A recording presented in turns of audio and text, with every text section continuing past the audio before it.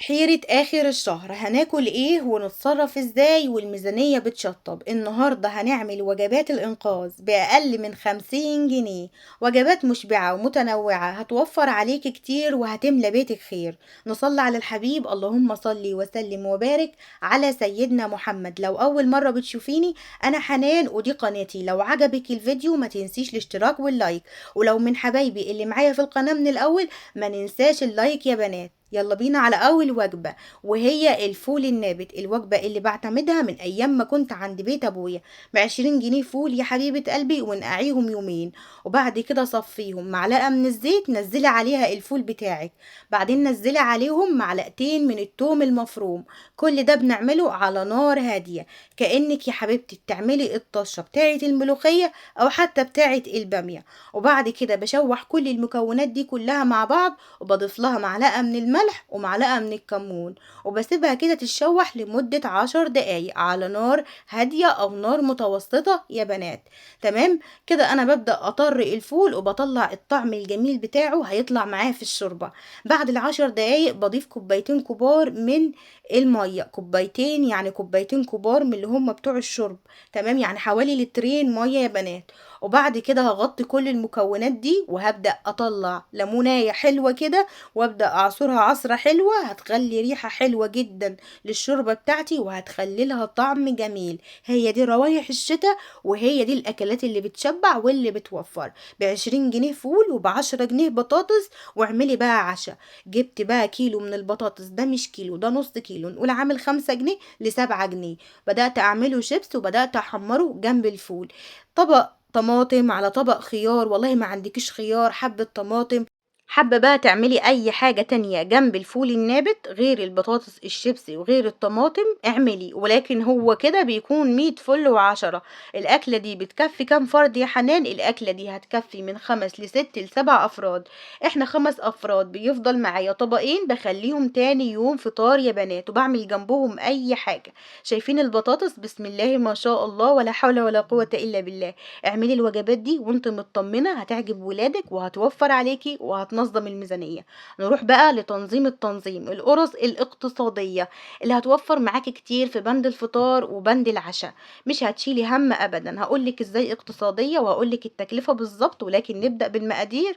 اول حاجة معايا يا بنات، عندي 2 كيلو من الدقيق، وعندي معلقة ونص من الخميرة الفورية، معلقتين من اللبن البودر، ومعايا 5 معالق من السكر الخشن اللي هو السكر الغامق بتاع التموين، وبحط معلقة ونص من الملح. وبعد كده ببدأ ان انا اجيب المية بتاعتي. المية يا بنات تكون مايلة للسخونة، مش للغليان، للسخونة يا بنات. وفي فرق، يعني ما تكونش دافية، تكون مايلة للسخونة شوية. احنا دلوقتي في فترة الشتاء، ودلوقتي العجينة او الخميرة بتاخد وقت علشان تخمر معانا. بنضيف السوائل واحدة واحدة حبايب قلبي. اللي بيقولوا لي يا حنان احنا بنعمل العجينة ولكن ما بتنجحش معانا، ما بتكونش حلوة. حاولي يا حبيبة قلبي تشيلي كمية دقيق على جنب. شيلي كمية دقيق، هي دي اللي هتنجدك لو العجينة ثابت معاكي. وحاولي ان انتي وبتدخلي السوائل في اي عجينة دخليها واحدة واحدة علشان العجينة تتماسك منك بالراحة. انا هنا ما بعجنش يا بنات، انا بحاول ادخل الدقيق في ايه، في المية. بحاول ادخل الدقيق في المية بس. وهقولك على خطوة حلوة جدا لو عملتيها هتوفر عليكي كتير جدا جدا. بعد ما بلم كده يا دوبك الدقيق بدخله في المية، ببدأ اجيب كمية الدهون اللي معايا. عندي ايه؟ عندي كوباية من السمنة ونص كوباية من الزيت، بلم بيهم العجينة. وده اللي بيخلي بعد ما بلم الدقيق زي ما انتوا شايفين يا بنات بكمية السمنة اللي معايا بتبدأ تطرى معايا بالشكل ده. ما بتحتاجش وقت في العجن خالص نهائي، بتبقى عجنتها سهلة جدا وبتكون ناعمة جدا العجينة. زي ما انتوا شايفين ببدأ اجيب كوباية مية كمان، وابدأ ان انا اوصل العجينة للقوام اللي انا عايزاه. انا عايزة عجينة تكون وسط، لا هي متماسكة قوي ولا هي طرية قوي تلزق معايا، ولكن حاجة خفيفة يا بنات. خدت معايا كمية سوائل قد ايه؟ خدت يا بنات معايا 5 كوبايات ونص لل2 كيلو دقيق. هقول لكم دلوقتي على التكلفة. التكلفة كام؟ هقول لك كيلو الدقيق عامل 20 جنيه. تكلفة الكيلو قرص. كيلو الدقيق عامل 20 جنيه، ب10 جنيه لبن بودرة وكيس خميرة هنقول يا بنات عامل 5 جنيه، يبقى كده 35 جنيه. لو هتحسبي الدهون يعني اللي انت حطاها والمادة الدهنية اللي انت حطاها، هنقول المادة الدهنية مش محصلة 20 جنيه، يبقى كده تكلفة القرص كلها على بعضها يا بنات لا تتخطى 50 أو 55 جنيه للكيلو قرص. كيلو القرص لو رحتي اشتريتيه من بره هتروحي تشتريه بمبلغ وقدره، وكيلو القرص هيعمل معاكي بسم الله ما شاء الله كمية محترمة وكمية كبيرة جدا جدا يا بنات. ببدأ كده اسيب العجينة لحد ما تختمر، وزي ما انت شايفة كده لما بتخمر يا بنات ما بفشش الخمر بتاعها وارجع اعجن فيها كمان مرة، لا انا بهبطها في النص كده تهبيطة خفيفة جدا. وبعد كده ببدأ ان انا اقطع منها كده على جنب من غير ما اطير الخمر منها، علشان ما تاخدش وقت معايا في التخمير لما اخمرها كمان مرة بعد ما ابدا افردها. تمام؟ يعني وانتي بتقطعي في العجينة كده خلي ايدك ناعمة على العجينة. تمام؟ العجينة بدأت تلزق معايا، اعمل ايه؟ اجيب دهنة سمنة او دهنة زيت وادهن ايدي دهنة حلوة، وابدأ ادهن وش العجينة كده دهنة حلوة، وبعدين ابدأ اقرص. وكمان يا بنات الصينية اللي انا بقرص فيها لازم ادهنها دهنة دهنية او مادة دهنية، دهنة محترمة، دهنة زيت كده دهنة محترمة. وبسيب القرص لحد ما تخمر معايا، نقول هتاخد من نص ساعة ل45 دقيقة، دلوقتي احنا في الشتاء. وبعد كده بدخلها الفرن، نفس التسوية بتاعة الفرن بتاعة الأنبوبة هي التسوية بتاعة فرن البوتاجاز. تمام؟ هتدخليها على نار عالية من تحت، وبعد ما تبدأ تحمر معاكي تبدأي تعلي عليها النار من فوق. لو الشواية بتشتغل بتاعة الفرن لوحدها شغلي الشواية في آخر مرحلة خالص، نقول 5 دقايق وهتحمر معاكي وهتكون زي الفل، من غير دهنة بيض، من غير أي حاجة، من غير أي دهون تدينيها على وش العجينة، بتطلع معاكي بالشكل المحترم ده. وده علشان انت ضايفه لها سمنة وضايفه لها زيت، وهي دي التسوية المظبوطة. قرص طرية من غير ولا غلطة، كمية محترمة ب2 كيلو دقيق، يعني كيلو دقيق هيعمل لك صينية مليانة من الصواني دي، وكمان ولادي اكلوا منها كمية حلوة برضو. فبسم الله ما شاء الله فطار غدا عشاء، والله مش هتقولك لا. تمام؟ نروح بعد كده للوجبة اللي بعدها. الوجبة دي وجبة أرديحي، وانا كنت مصرة في الفيديو ده ان اقدم لكم اكتر من كذا وجبة أرديحي علشان تعرفي تمشي بيهم الايام اللي جاية وتعرفي تنظمي بيهم الميزانية. لو حابة ان انت ترجعي لوجبات لحوم، في الفيديو اللي قبل ده منزلة فيه كام وجبة لحوم محترمة جدا وموفرة جدا في نفس الوقت، في وجبات من داخل 70 و80، وفي وجبات لا تتخطى 50 جنيه. الوجبة اللي معايا دي ده فول ماتيوش، هنقول ب15 جنيه فول، حطيت عليهم بصلاية طماطماية وسبتهم كده على النار، حابة تضيفي جزر، حابة اي نوع خضار عندك حطيه. وبعد كده يا بنات ضربتهم، وبعد كده رجعتهم على الحلة مرة كمان، بزودهم كمية المية او كمية الشوربة اللي انا محتاجاها، وبعد كده بسيبهم يغلوا على النار كمان مرة. تمام؟ وبعد كده بحضر الطشة او التقلية اللي انا هعملها للبصارة بتاعتي. طيب البصارة ما بتحطلهاش خضرة يا حنان؟ انا البصارة يا بنات ما بحبهاش بخضرة، انا البصارة بحبها بايه؟ بحبها بالملوخية الناشفة، انا اتعودت عليها كده وتربيت عليها كده، وامي لحد دلوقتي بتعملها بالطريقة دي، بنعملها بالملوخية الناشفة، بتكون حلوة جدا. جربيها لو ما جربتهاش قبل كده بالملوخية الناشفة، جربيها اكتبي لي قولي لي يا حنان انا جربتها بالملوخية الناشفة، وقولي لي رأيك عجبتك ولا ما عجبتكيش. بعد كده يا بنات بجيب معلقة من الزيت على معلقة من السمنة، وبجيب التوم المتفرز ده، انقاذ الانقاذ يا بنات، والله بينجز وبيتكسر معايا بسرعة، والطريقة اللي انا عملتها دي جميلة جدا.